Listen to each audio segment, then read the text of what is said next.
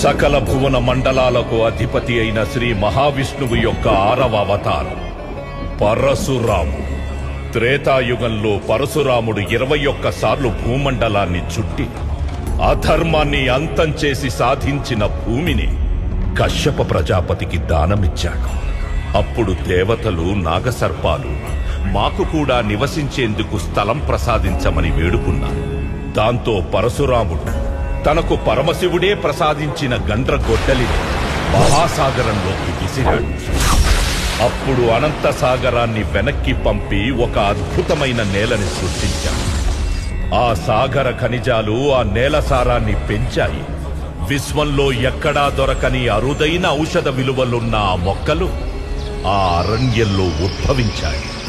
ఆ సప్త చిరంజీవుల్లో ఒకడైన పరశురాము ఆ భూమినే తన తపోస్థలంగా ఎంచుకున్నాడు.